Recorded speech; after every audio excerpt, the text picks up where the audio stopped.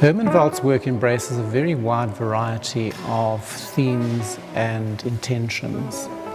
A bewildering variety of work, actually. We're seated here in the synagogue where the great wings of the Shekhinah are to be seen, which were liturgical pieces. He undertook quite a bit of synagogue-related work in his later career. But if we look at the rest of his work, we find public monuments, we find an approach to portraiture, we find a concern with the erotic as well as biblical themes, and also exploring themes to do with traditional Jewish life, which he had experienced in his early years growing up in Eastern Europe. So there's many dimensions to the work of the sculptor. And looking down, you'll see in a central position the bust of Moses, which Wald made in England and brought to South Africa. And Herman Wald obviously pitted himself against the second commandment, which forbade graven images. And there was a certain irony in this because Moses, he felt, had actually carved the tablets of the law. And in that way, he was in fact the first Jewish sculptor. As I said, he arrived here in 1937. He was very conscious of the rise of fascism, and he had terrible fears that there would be another world war.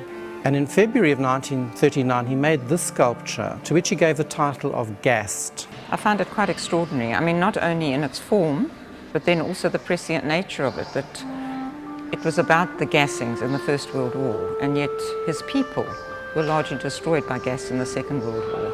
And I find that incredibly sad and something that really stirs me. As we know, he had a tremendous struggle against his rabbi father to become an artist, and he wished his father had been alive to receive such an enormous commission. It dates from 1951, and that's quite, in many ways, it's quite an important piece because, firstly, it was the first major liturgical commission that Wald received as a Jewish artist. This very first piece made for a synagogue. This is a very exciting exhibition. You can see Herman Wald through his work that he was a very religious person, and he loved what he was doing. So it's really, really exciting. I get the impression he was a very self-disciplined man. He didn't run away to the South Seas like Gauguin and explore himself. He was too busy. He had a life. He was a family man. And within that context, he found himself as an artist.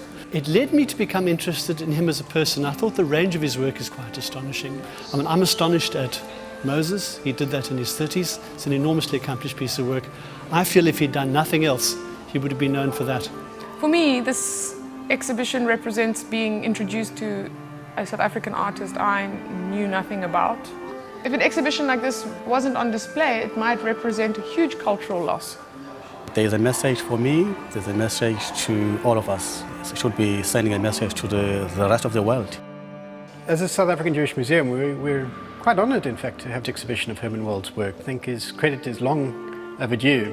Herman Wald's work resonates with a lot of South African Jewry in particular. The wings that you can see behind me, used to sit in the Berea shul, and person after person who walks in here says, I remember those, I had my bar mitzvah under them, or I got married under them. Beyond that, the scope of Herman's work really deserves a wider audience, and that's one of the reasons we brought it to the museum, and we'd like to really see it go further.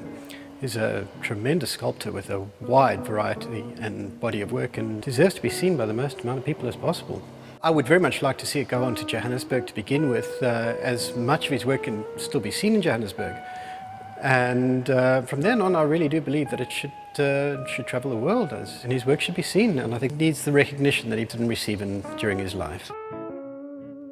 Visit the exhibition on www.hermanwaldexhibition.com.